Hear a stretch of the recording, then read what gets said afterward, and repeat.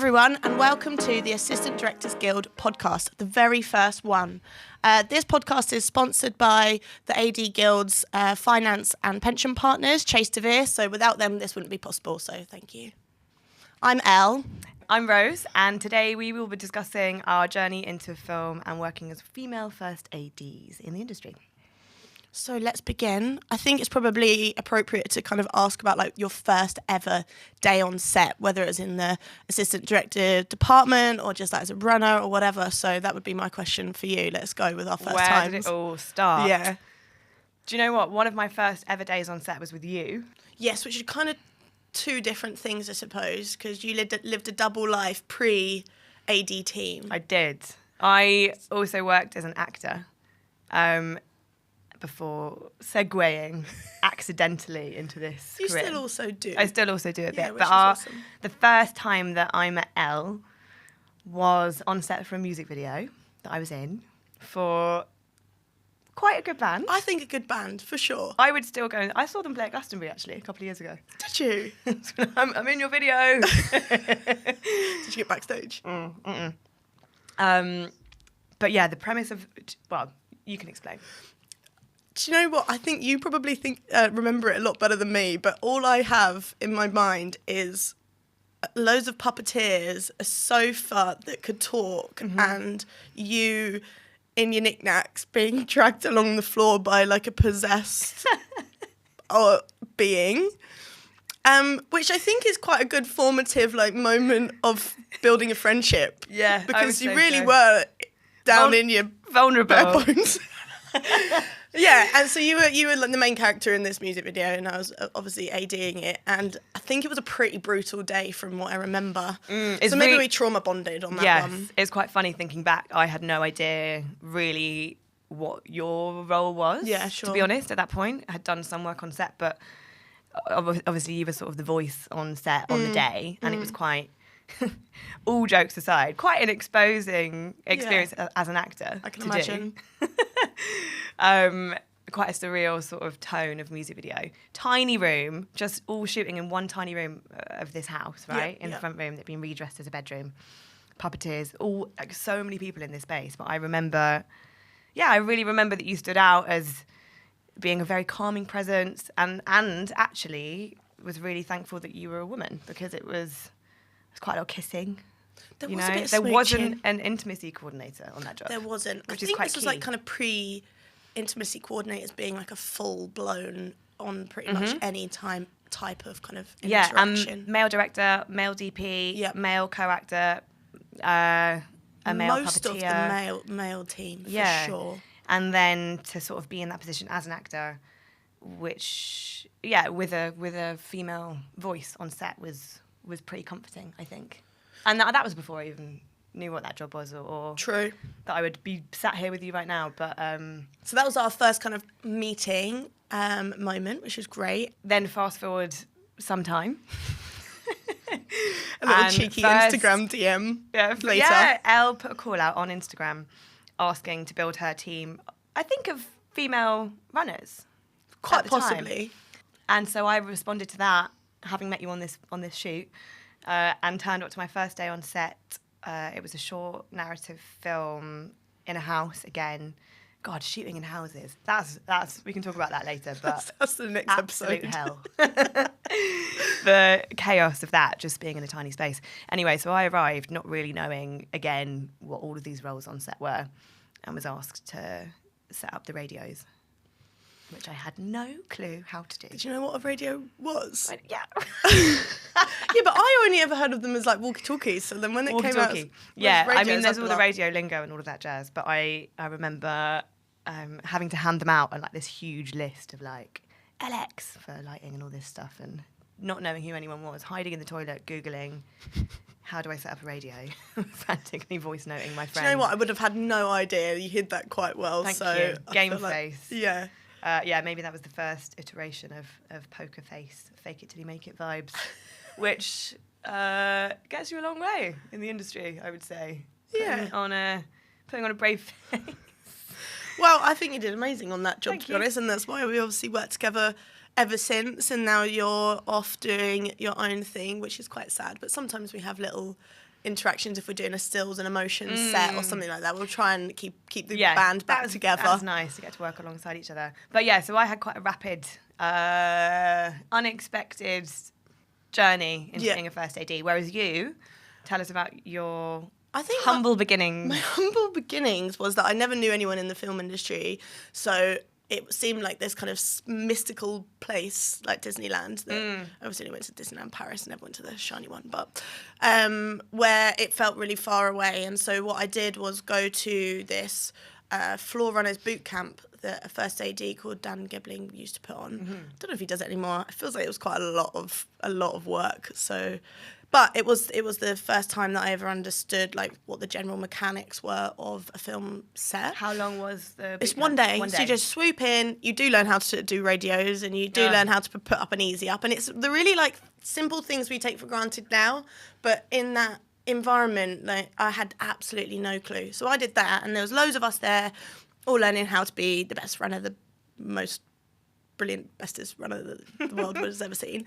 And I was the only person that like messaged him after saying, so you know, now I've learned like how to do running stuff, can I like have a job, yeah. Please or just work experience? And he was like, yeah, are you free tomorrow? And at this point I'm like working in the pub. I also had like a full-time job doing marketing and events, so I pulled like the next level sickie in order to go and hop on this music video, which was running around Hackney canals. And it was so fun. Obviously, I did not get paid, and obviously it was like 14 hours. But did you love it immediately? I was like, this is chaos, but I love it. Yeah. So I think that was the first like proper shoot that I'd been on as a runner. Do you remember your first time then? Obviously, being a first AD. Do you remember your first time of that? I was seconding for you for like my first year as a first AD, so I kind of had the two working in tandem, which actually was great because I sort of could still see you working, learn from you, and then simultaneously kind of start carving out my own career, which is something more on this later, but just kind of being able to speak to other ADs or experience how other people work is really useful. So when you do get a chance to have like a motion set with stills and work alongside another AD, it's really great, I think. Yeah, it is. And I didn't do it enough, You never ever get that chance to observe other people in that role. My first day on set as a first AD, I genuinely don't remember. Maybe I've blocked it out because it was awful. One of my first, I think I cut my teeth really in music videos, as a lot of people do. So it's a good place for experimenting. It's a good place for making mistakes. Exactly. And also, it's probably the most nutty, ambitious thing that you'll ever do. Yeah. Throwing 60 shots or whatever into one day. Well, exactly. I think what stinks. I sort of didn't really understand. I mean, full honesty, cards on the table. When someone asked me what a first AD was, and I was like, okay, I watched Elle do it. She calls action, she calls cut, she calls roll camera, roll sound. That's it. She runs Bloody the floor. easy. That's it. Easy. I can do that. Sure. And then I was like, the prep. The main is like the main part of it, right? The iceberg, and then everything else that's underneath is all of the prep. So yeah, I definitely learn on the job. I'm not selling myself very well, am I? No, but I think like the naivety is the thing that made you just like go diving straight in.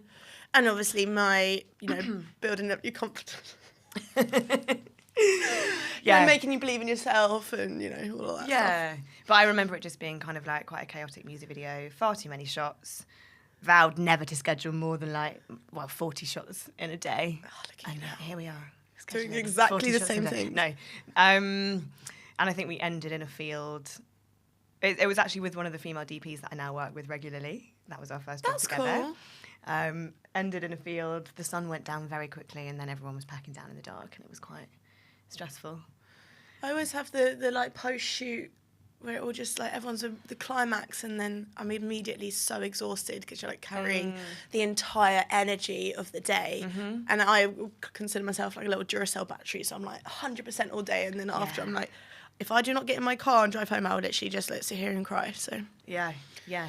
And you have very incredible energy levels, I think. Yes, but I'm a sprinter. Sometimes it's a marathon, so it's about, you know, dragging out the stamina. I've got a feature next month and I need to work out how I can divide pockets of my energy to it. Yeah, for the long game. So yes. Beginnings of our journey into first ADing, going back to kind of ignorance is bliss sort of thing. Yeah. I didn't particularly understand in full colour every aspect of being a first AD. And because of that, I think I had a sort of confidence and I wasn't scared of doing it wrong. Yeah. So I think that's sort of my takeaway from that is that... Is it the more you know, the less you know? The more you know, the less you know. Yeah. There was a lack of fear. There was a lack of self-consciousness, I guess. I think for both of us, we also we jumped in, like we did running for a bit, and you did a lot more. In fact, you did more seconding than me, and I just jumped into firsting pretty early, in fact. And if I look back at it, I wish I spent a little bit more time having the chance to learn from everybody else. I felt like I had to completely reinvent the wheel, because I only had kind of one or two first ADs that I'd worked with, Tristan Haveli, shout out, best guy ever, as like my mentors. And so I do wish I took my time a little bit, but the caveat of that is exactly what you're saying, that I think I would have got more scared if I just hung around, like, not stepping up for longer. I would have been like, oh, it looks quite scary up there. Whereas I was like, oh, hey, let's go. Off we go. Yeah, caution to the wind and just run with it. But I think sort of not doubting yourself, which not to be too binary about it, but kind of certain more female qualities, feeling like an imposter or doubting yourself or feeling like you shouldn't be in that position of authority, mainly because there isn't that representation there and you're not seeing... on set, you're stepping on set, there aren't women in these HOD roles. True. Sort of throwing that all out the window and just doing the job as best you can. Going into a job, a new territory, and giving yourself license to mess up a bit and not hold things too tightly. I think that was my takeaway from the beginnings. I mean, when I started even, it was 11 years ago, and the way that 11 years. I know, bro. She only looks about 20. I know. You can tell 11 years are etched on my frown. There's literally just the 11s I don't work as an actor anymore because since being an AD, I now have this huge line. That's another issue. That's a whole other podcast. There was a thing that the life expectancy of first ADs in America is like 56. Yeah. Someone told me that on the way to work once, and I just thought, oh, God, I don't want to die young. No. Do I want to do this job forever? Don't know, but for now, it's doing just fine. So, like, when I started, if you were looking towards the, you know, looking behind the camera and you just turn around and you look, it looked very different to how it does now. And even when you started, it's still between those times, it looks very, very different. Were you aware of, like, how different it was, you know, that there wasn't that many ladies knocking around, and maybe they only kind of were in the makeup, glam teams, art department a bit, but like apart from that, it was just loads of geezers. Yeah. I mean, initially, again, I wasn't really thinking about that. Ignorance is bliss. I sort of was just head down, do the job, try and get to the end of the day. And then the more that you work, the more sets that you experience that are 90% male, and you do start to kind of analyse what that's doing, or like what that's kind of the message that's giving out to others. Did it impact you?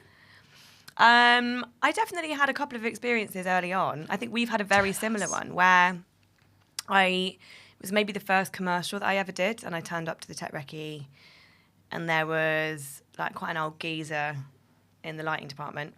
Oh my God, is this the same person that's... Maybe we've got the same story, because you were saying, Oh my God, stop. And it was on the tech recce, and I was asking a question about sharing lights between motion and stills, and he said, oh, sorry, love, you should ask the first AD what he thinks. He didn't. Yeah. Is it the same person? It might be the same person. I don't know. Okay, we won't name names. Later. But just in that very flippant, candid reply, it immediately puts you right down, like puts you back in a couple steps, you know.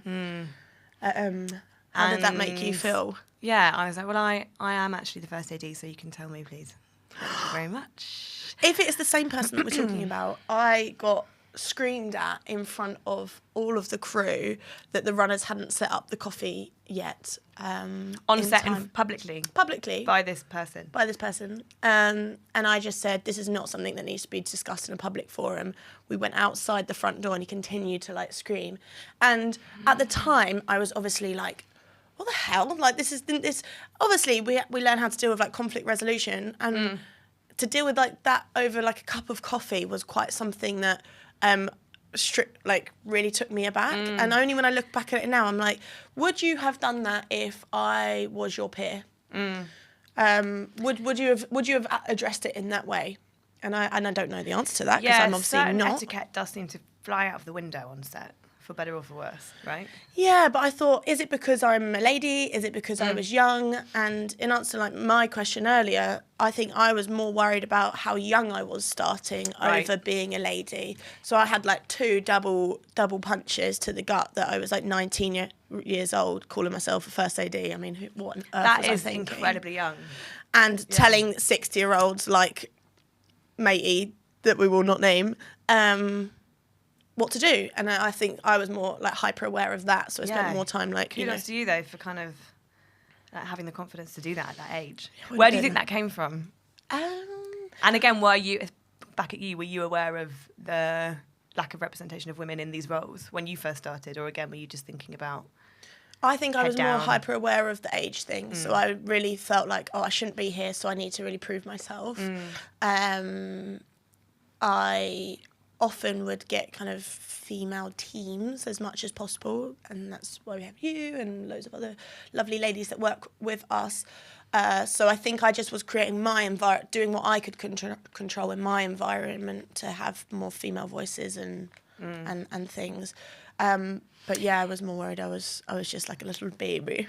It's funny, isn't it? It's like thinking about specific examples of perhaps discrimination, gender discrimination, or age discrimination, or this instance with the coffee, or this gaffer telling me to talk to the first AD and ask him. It's all in the small, tiny moments sometimes. Yeah, it's the specificity of that, and like the throwaway comments or the throwaway sort of reaction to something that can actually really knock your confidence or make you feel like you shouldn't be there, I think. I had a very strange interaction a very long time ago, but I was booked on this amazing international shoot, 3 weeks, living in another country, 3 units. So there was 2 other first ADs on the other units and then me on this one. And I honestly worked my butt off and was quite proud of what I was doing, even though, yes, again, I was very, very young. I think I was like 20, 21. That's wild. That's very... Yes. Very cool. Which, in retrospect, I'm like, oh, okay, maybe it was a bit too soon to do it, but I was still grateful to be there. And came away from the job and like got on with the rest of my life. And it wasn't until like 3-4 months later, I was at like a social, and another first AD came up to me and said, oh, I heard you did that job, and apparently you wore pyjamas on like the last day of shooting. And I was like, what? They're like, yeah, they talked about how you were so hungover that you were wearing pyjamas on the set. I was like, I mean, I wasn't, but I was wearing like a jumpsuit. Yeah. Granted, it might have been like a cotton material, but a comfy material. God forbid you should wear. And I was just like, what the hell? Why is everyone talking about what I was wearing on a shoot? That would just not at all fly in it. I mean, it wouldn't even be in anyone's brain. No one would ever comment on that if that was a bloke. Bizarre. And it still like haunts me now. That for the entire experience, that to be the one takeaway, and the thing that people were talking about is discussing what you were wearing. But they weren't even on the job. Yeah. This is like behind the scenes. People just like whisper. Oh, no. Bonkers. Anyway, so we obviously we're aware of the lack of like female representation, and so it's probably a good point to talk about like why we're doing Leading Ladies, which is our little community that we're slowly building. Do you want to talk a bit more about that? Yes. So we set up Leading Ladies the year before last as a way of bringing women in film together to share experiences, share a space, connect. Hopefully that will lead to further have a little gossip as well. Have a chat, share horror stories. It can be quite a solitary role. More on that later. But just the importance of having a shared space to connect with other and they love it. I mean, women. It's great. It's really fun, and everyone's connecting and hiring each other. And we've worked with people that have come to that event as well. So it's been really good, hasn't it? Yeah, we started it the year before last, and the first event was quite small, and then we had another one this year in February. Was it March? Yeah. It tripled in size. We had over 100 people replying. And yeah, we kind of didn't know how it was going to go down at all. And then it was so galvanising being around that many women in the room. It was so exciting. And much like today, kind of just being able to have a chat about work. There was and some life. funny stories though, wasn't there? But if people do want to come soon. Our location. Oh, at All Is Joy. All Is Joy. Yay. But yeah, it was really great to sort of create that platform, and looking forward to doing more. And each time we'll have a different theme. So I think we'll do self-care and leadership and things like that in the next one. We had lovely Amber as our guest last time, so maybe she'll be on the podcast soon. So let's move on to the next thing of highs and lows. That's fun, because I think that's just funny. I can't remember what my high is. So off the back of Leading Ladies, we shared our horror stories and our highlights. It's good to have a balance. So Elle, would you like to share with me one of your highs or highs? A low? Is it better to start We've done a lot of low. Let's go with the high. Okay, so my high, many highs, hence why we're here talking about it, hence why we're still here talking about it and doing it 11 years later. But the one that just first came to mind when I was just thinking yesterday is the Sam Fender music video that I did called 17 Going Under. And even though it was quite a small project at the time, it kind of had, or it felt like it was obviously classic music video, low budget, up in Newcastle, navigating. Our poor minibus driver was literally like a Mario Kart driver, and it was torrential rain, dodging people on the motorway. So near-death experiences, then combined with running away from the Daily Mail that was taking pictures of us. They're always there. That I don't know how lurking. they were came over the sand dunes. It was quite epic. And then we closed off this road in North Shields, which is basically where Sam grew up, and it was seeing that really cool. It was just really cool because we basically put him on a crane, we raised him up 20 meters. I've got no sense of dimensions, but high above the houses, and he and strapped the Steadicam guy in, and he was basically shooting on film and rotating around him. And wow. They used the first take of that in the end because his immediate reaction was just, oh my God, this is where I started. It was proper kind of, it was a moving moment for all of us and him, clearly. So at the time it felt okay, this is a pretty cool project. I don't think people were paid millions of bucks and all of that stuff, but it's it still has a cultural impact now because I had a message the other day. Oh, I just hit a light.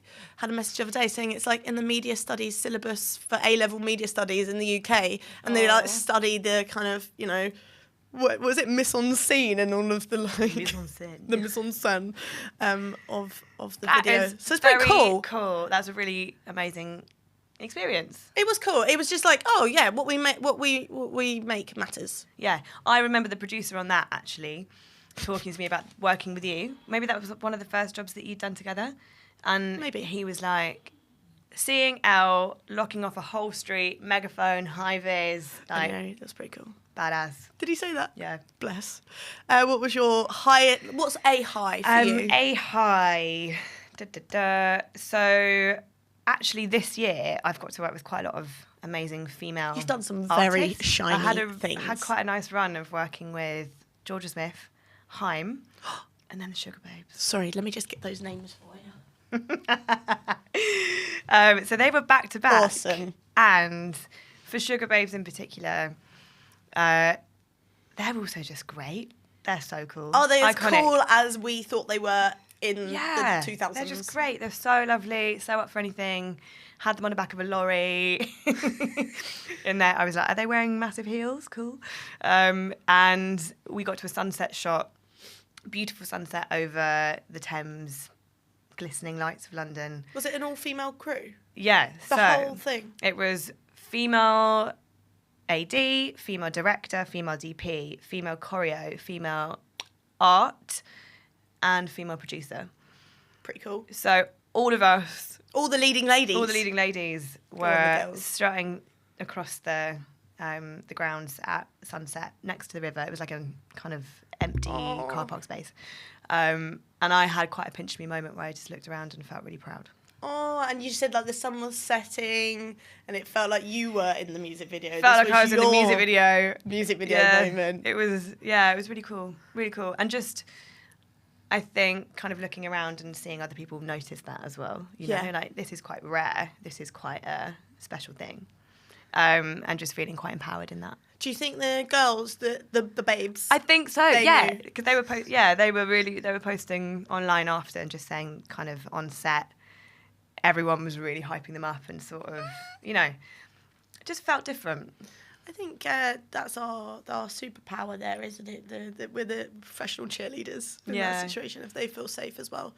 Yeah, because it's a hard thing, and sometimes getting the tone right can be quite difficult. Yes, true. And I really do think that if you want to create a certain feeling and a certain tonality in the end product, try and create that on set. Speaking of getting the tone right, yeah. I can talk about my low of me definitely getting the tone wrong. All right, here we go.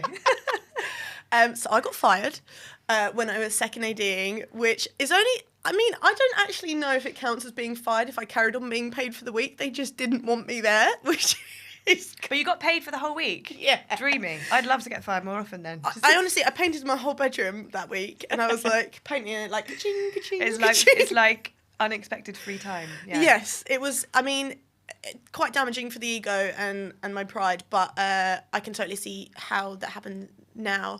It was definitely a low that I thought, oh my gosh, I've ruined it. That's it, forever. I'm never being hired again. So I was seconding, and it was for kind of a pretty high profile talent. Mm-hmm. And I knew their children, or I knew someone, like some kind of indirect link, and was like getting on really, really well with them. They felt really safe, comfy. They're not very like camera, forthcoming people. Yeah. And so I thought, I'm putting in all of this effort so that they feel the most comfy. At lunchtime, so bear in mind, it's day 1 of 5. By lunch, I got taken aside and they said, "Oh, the American..." On the first day. On the first day. My first AD very kindly said, "I don't understand why, but the American clients have come up to me and said that they don't like how friendly, how well you're getting on with the talent." And I was like, "What? Is that not my job?" Yeah. And then I was like, "Honestly, I can't explain it, but they just don't want you here." And I was like, "Oh my God, how mortifying!" So I got sent home at lunch. Hilariously, I was like in bits, went to the pub like down the road. On your own? Yeah, like a little main character energy, like, oh, I'm so affected. But love a solo pie. More on this later, how to decompress after work alone. Did a little lap round the block and didn't realise that I'd gone for a solo pint about 3 doors down from where the shoot actually was. So I thought I'd done in the rain, like all affected, like walking around the block. But then when they wrapped, they all just like walked past me. But that's not the point. Nuts. The point was, the learnings of that is that I realised that my superpower is the being approachable, being friendly, making people feel on side. And it also, the low meant that I wasn't right for that job if that's what they didn't want. Do you know what I mean? And when I was just starting in my career, I was very hyper aware of, I'm not being the right first AD that's needed for this project. Right. And if there was only one way of a person that's needed for the project, then there would only be one first AD that's booked. Totally, yeah, which kind of leads us on to there not being a one-size-fits-all mould for being an AD. Wait, you're not getting away with what your low is? My low? Yeah. Oh. We can come back to this, but what's your low? My low. I was thinking about this on the way here. There was one experience that was, it's quite a funny low, really. Okay, like mine. Not a low, but we were on a short film, budget stretched, all that jazz, not much time to shoot this scene. The scene itself was set in a roller skating ring. Great. Lots of extras. And do you know what? I have no idea where this story is going. You haven't not told you this before. No. So yeah, it's kind of the third day of the shoot. Everyone was pretty overtired by this point. We're like, okay, cool. Setting up this huge lighting setup on the roller skating rink. And I was like, okay, I'll just do a safety briefing. Good. Get all the essays there. Chat with the key roller skater bloke as well that was there. And I just said, so how many of you can roller skate? One hand in the air. Sorry? Out of about 25 kids. Excuse me? And I was like, surely they've been booked by their agent because they can roller skate, because they're in the background having to, do some roller skating. Yeah. Anyway, so I was like, okay, we'll do your best. Obviously wear knee pads, all that jazz. Do your best. Start rolling and... Start literally rolling. Yeah, start literally rolling. And then throughout this dialogue-heavy scene, there's just kids being like, like stacking it in the background of the shot. I was like, wow, where do we go from here? It's going to be quite difficult. Either we get rid of all of them, or we just try and frame them out as much as possible so that they can just, just literally go one roll past. But yeah, it was. I nearly lost it. I really got the giggles. I can sometimes get the giggles quite badly on set. So what did you do? I think we just framed it a bit tighter. What can we do? And then maybe the two of them that could roller skate, they were just doing laps and laps and laps and laps. So they just keep going in the back. So that was just a moment of I suppose, that sounds like a medium low. I'm sure a medium lower ones, but we can save those for another time. There are some other lows, but I've had to teach a model on a huge TVC where we were shooting in Phantom, which is like the 1,000 frame rate camera thing, and there's no hiding from that. Any micro movement, you see it. Do you know what I mean? The model had obviously done similarly to the roller skaters casting and pretended or lied or over-egged how much they can trampoline. Oh no! So we'd had a whole set build. People really do love to bump. I mean, came from the acting world. I think my mum has never been so proud of all the money that she spent on my trampolining lessons, because I had to stop the shoot and spend 2 hours teaching a model how to trampoline. Really? Really. How did you have 2 hours in the day to do that? We didn't, but it was either that or he was going to not jump. Wow. He was actually scared of boinging, which is quite hilarious. But the shot looks beautiful thanks to my teaching. Expert trampolining. Yeah. I also did a shoot recently for trampolining. It was with Daniel Avery and his collective. Yeah. And they had to be on this huge trampoline. Again, couldn't really trampoline. So it was like set up in the foyer. What is this running theme? I also had to teach a model how to play tennis. So I'm like, all of these things all build into... And it was like, pike, pike, or whatever. I don't know, just kept saying pike, just do that. And then one of them said that he had a hernia, so he couldn't trampoline after he'd been trampolining for half an hour. And I was like, oh, God. Anyway, so I guess the takeaways from this are adaptability, responding in the moment, and finding solutions. And also that not every job is for you. Yeah. And the right person, like finding the right team for the right job. Yeah, exactly. Which all are soft, squishy skills rather than like hard technical skills. Yeah, we were talking about the kind of crossover between like technical ability as an AD and then the emotional side and creating an atmosphere and making people feel comfortable to do their best work, all of that jazz. Creating an atmosphere, aren't we? We are creating the energy, because how we're feeling echoes into everybody else, and also deflecting the negative vibes from wherever they may be coming from. Yeah, so actually, in essence, it is quite a malleable role and a very empathetic role, I would say. Yeah, and I do think the space is evolving, that leading doesn't need to be through, being really directive and authoritarian. It's definitely leading with emotional intelligence, or at least I get a lot further in my day if I'm being empathetic and making people feel heard. I think that's important, inspiring, and, not leading with fear, I guess. Yeah, totally. I remember one of my first jobs as a second AD for a male first. I got screamed at in the street and he just went, "Get the shoes!" He was obviously very stressed and they were running behind. He just screamed at me in the middle of the road. And I was like, why on earth do you think that that's going to make me want to work quicker or harder or faster for you? But that's crazy. And yet, kind of operating from that place of ego or authority or... But also one of the fundamental things of emotional intelligence is like self-regulation. So if you cannot keep you Hold that your stress stuff. in, then what on earth are you up to? Do you know what I mean? Yeah, but I think it can, in high stress situations, obviously we're making films, it's kind of quite good to zoom out sometimes and remember what you're doing and not treat it as like the be all and end all of life. Yeah. And to have that perspective on certain jobs, I think can be quite helpful. Yeah. But yeah, how do you find that you respond in a stressful situation?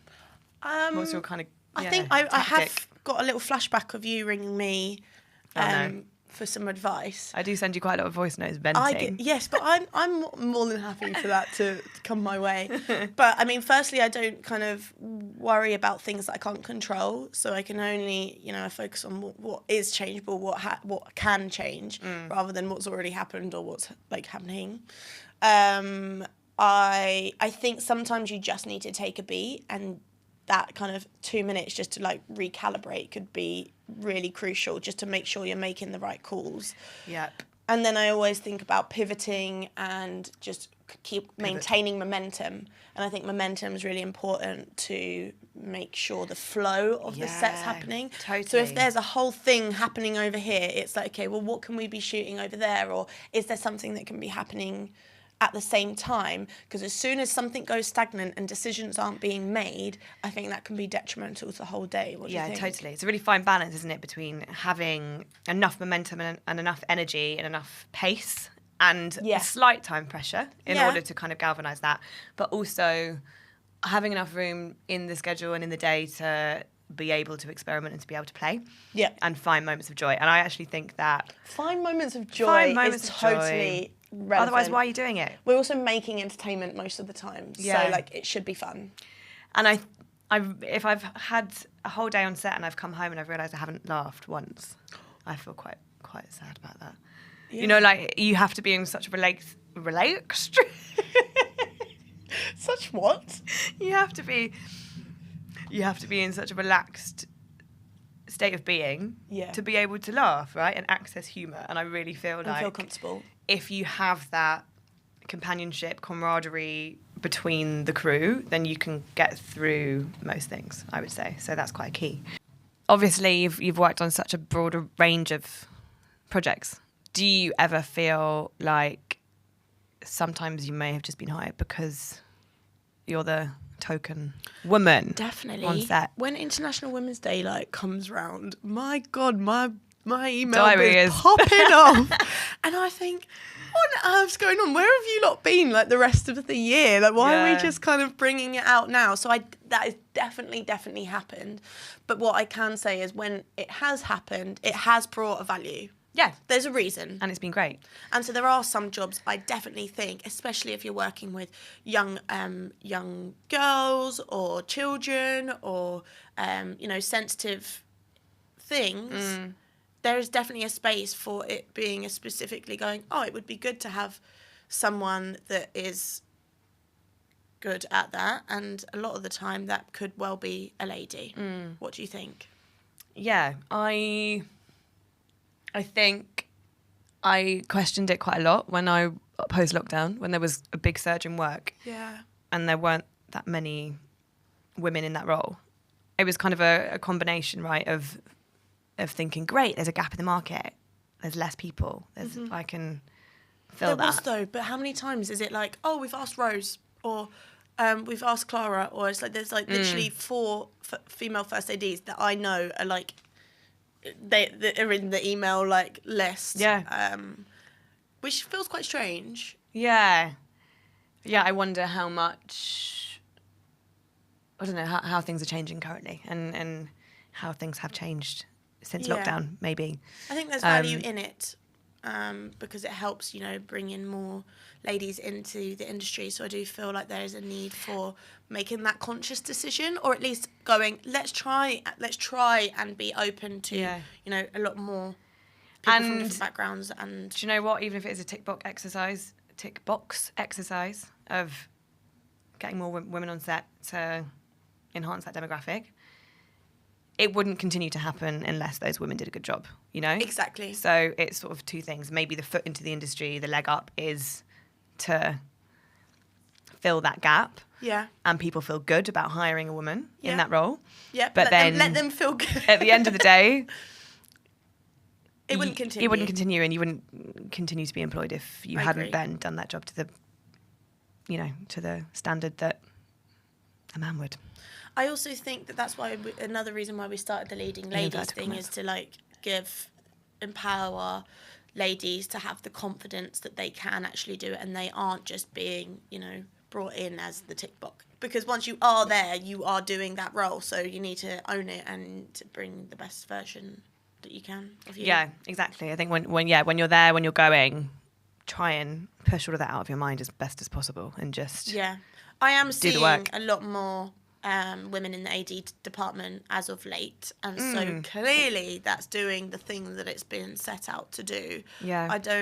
It's just been a tricky time industry wise overall, that it might feel like there's maybe too many people, but it's been quite tricky for work anyway. But at the moment everyone is so busy, and so there's definitely, if you're doing a good job, there's definitely a space for you, I would say. For sure. And even when we were trying to make an effort to crew up with predominantly all women, like female second, female third, whole running team, that was challenging at times. And another reason why we set up Leading Ladies was to have this database of people and these contacts, and to connect with people that are wanting to step up into those roles, because it's not like immediately we'd have a full team of women that came to mind. Yeah, that's true. That's a good point. I also think that when I'm crewing up, I'm not going, how do I just get more ladies in film? Yeah. I'm thinking, who do I think, based on the subject matter, the location, the type of day it is, would be best suited for that? And that can be a varied range of all the lovely people that we work with. So it's not as kind of black as and white binary as like, it should be all women now, or it's not it's not to be distilled like that. I think it's just who can do the job well, and try and make it a sort of level playing field from the get-go. I think everyone in our job has to fight for the overall morale of the crew. Yeah, totally. Balance that perfectly with the creative, as well as bringing in the sense check of, what do the client agency want? What do the production company need? It's not just, we can't make it work, so we just don't. It's more about how can we still get the same impact without completely burning people out. And I think that leads on to quite a good point that the Looking Glass report that the Film and TV charity did last year in 2024 said that like 63% of people that work in film and TV say that the work like negatively impacts their mental health. So it's like, that is a lot of us that are saying that we're feeling burnt out, we're feeling not valued, you're not listened to. And so something does need to change in order to... And that's partially our responsibility as well, to make sure we're creating those environments that people don't feel like that, right? Yeah, and our responsibility to kind of push back on certain conditions and certain extreme lengths of day, or, all that stuff. The buck sort of does land with you on the day where you're the voice and you have to ask the crew to do that. But I do think there needs to be a little bit of support from the grown-ups, as we always call them, to be quite transparent on what is and isn't achievable, because sometimes, like you say, it ends up on you on the day where you're like, how was this ever even discussed in a meeting that this was achievable? And now you're the baddie. I don't mind being the baddie sometimes. I think that's fine, as long as you can give people an ultimatum. I think it's good. Yeah, totally. So the future, what do we think the future of the first AD is, the future of film, without it being too like, oh my God, what do we do? But I know. God, where are we going? So the future of the industry, future of the role of the first AD, we're kind of speculating what that could look like. There's lots of, new tech emerging, dare I say it. But I feel confident that, there's never been a more important time to have us and leaders, and because it's such a human, inherently human thing to be creating art, and to be creating films. A lot of, it's the most collaborative, creative output, because think of how many hundreds of people are involved. And so I think it's really important that, you know, we bring the human element to it as well. Yeah. And something I think is really special about it is that you're turning up week by week. You're working and collaborating with a brand new team. Yeah, that's the alchemy of that, the specific alchemy of that is very unique and can be something that's really wonderful and really exciting when you, kind of take a minute to reflect upon all of those people that have been put in that room together. Yeah. And what can be created, So it is exciting for ADs in general, because I think we can make an impact and we can create the environment that we want to see. So there's still jobs for us. So speaking of, there's still being jobs for us and jobs for people that want to kind of come into the industry or even step up to a first AD. Can you give us like some like little bit of advice for some nuggets emerging of advice? Yeah. I think if you don't know anyone in the industry, it can be quite a closed door. So it's about sharing knowledge, bringing people together, bringing people on to our teams, even if they haven't had any experience before, you know, just sort of crewing up with experienced runners and then maybe less experienced people, and being a bit more open to learning on the job, I think. Stay learning. I put that as well. Constantly challenging yourself, because sometimes it's very easy to get comfy and just keep doing the same thing. So that. So advice for third AD, second ADs wanting to step up in the industry. On the one hand, find someone that you can shadow, find someone that you like working with. That can get you a long way. Or you could join the Assistant Directors Guild, ADG. They do training and socials, so you can be part of community and be do professional development as well. So I think there's more information of how to join that. Yeah, so great to learn on the job and also be part of a community. Absolutely. Yeah. So on that, thanks for joining us. Thank you so much. For the first ever episode. First episode ever. The inaugural episode. I'm Elle. This is Rose. Thank you for having us. Cheers.